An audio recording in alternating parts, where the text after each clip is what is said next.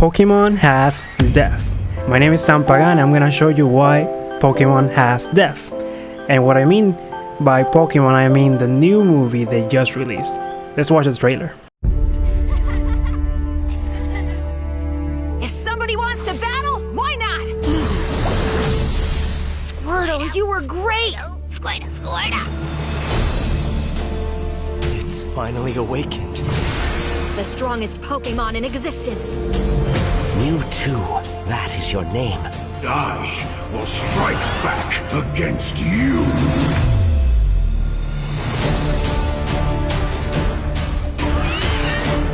You three have been acknowledged as up-and-coming trainers. The world's greatest Pokemon trainer invites you. The greatest trainer in the world is across the sea. We've just gotta get over there!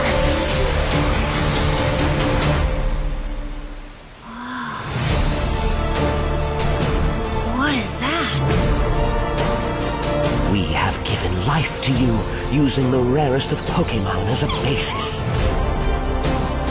If weak humans are allowed to govern, the world is headed for ruin.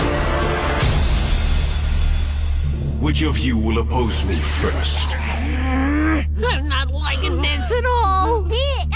You want to try?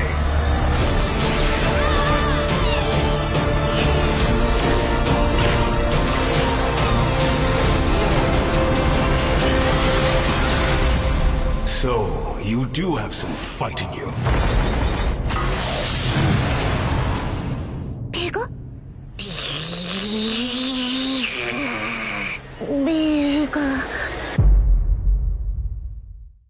So that was the trailer. Rotten Tomatoes made this trailer with a comparison of the old movie with the new movie, which was made in 3D. Now, what do I mean that this movie has death? Well, I'll show you instead of telling you. So just by the comparison of this movie, look at this shot.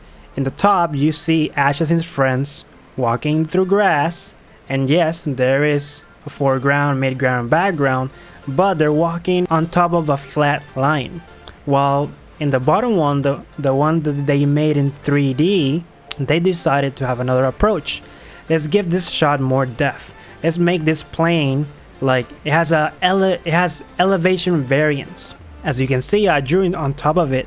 You can see that Ash and his friends are walking through these hills. And if we see the video, you can see the camera is also moving in the scene, making it more three-dimensional. Now you might say, well, yes, Sam, this movie will have more depth because it's made in 3D. Well, not exactly.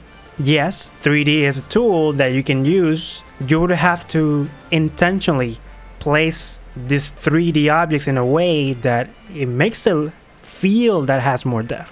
If you, for example, you were given this task in animation production, and they say, "Hey, look, there's this shot, and we're gonna remake this movie. So how can we make it better in terms of depth?" And then, as a cinematographer, you would say, "Hey, why don't we place like the characters in this order? And yes, like let's make it more interesting. Maybe the camera is moving in C space with them, so it can be more dynamic. You will see that the camera is moving with the characters, making this shot more dynamic, more adventurous." Alright, so to the next shot. Pikachu is in top of this flat table, flat line. Okay, that's cool, but look how they approached it in the new one. They placed the table in an angle, in a specific angle, that it looks three-dimensional. So you see those micro decisions as approaching just the same event, the same story.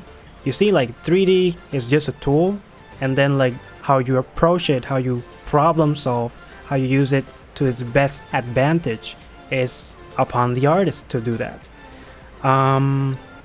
What else? Also, there is an order of layers of the characters and the environment. For example, Ash is first, and then Pikachu is a little bit behind, and behind them is this tree, but behind that tree, over there, far over there, is this cloud. So you see how they approach and what I mean about giving this movie more depth. Okay, so this shot is very interesting. Yes, in the previous movie you can see that there's this guy, and then Ash and his friends, and then the ocean, and then the clouds, right? But this time they played it not only in Z space, like I'm gonna show you here, like not only in Z space, but they played it in Y. Like, look at this, look at the environment.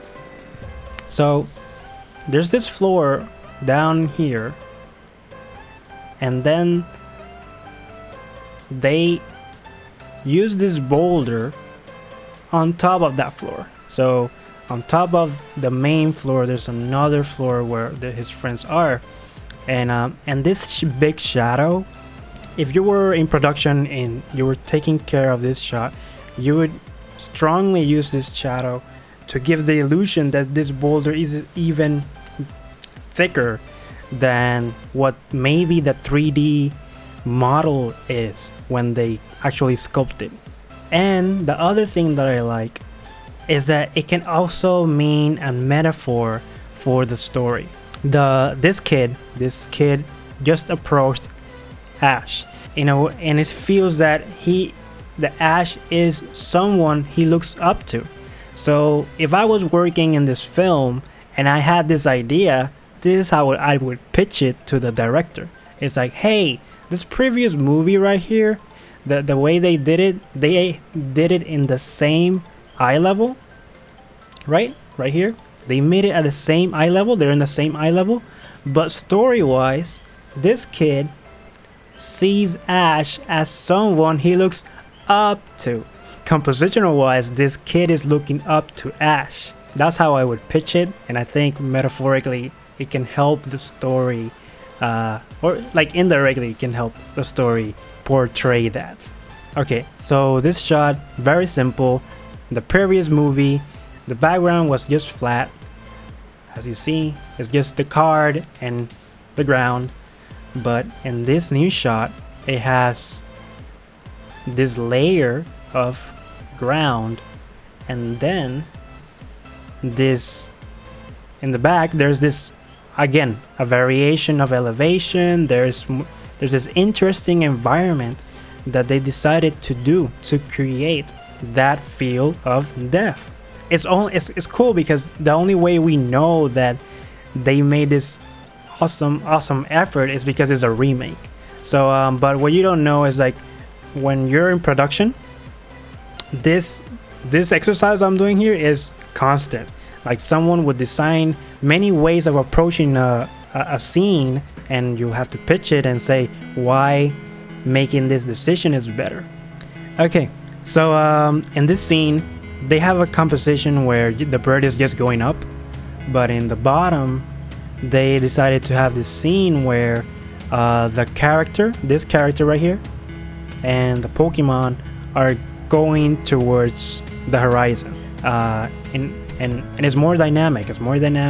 That the scene has more depth. It's not just like the camera is still and a bird is flying. And for last, there's this shot. Of course, this movie has a lot of shots that can be used as an example, but for today, this is gonna be the last shot. So in this shot, it is managed differently. Like, there's not much to it other than Mewtwo in the ocean. Just as a minor detail, look at the difference in the clouds. So the clouds in the 2D version is just this line and this silhouette where, well, the clouds are there. But in the new movie, in this shot specifically, they use the clouds as like a roof. That's the approach they did. Of course, the lens is different. It seems wider. The scene seems wider, and there's other minor details artistically.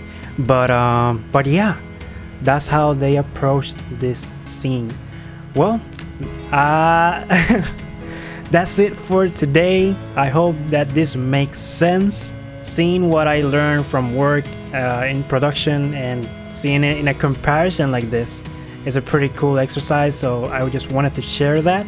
And I encourage you to do the same. Like, take a movie and see why they put the camera there, maybe how they made it better, look at behind the scenes, why they made those decisions, and learn from that, because it can make you a better artist, a better storyteller.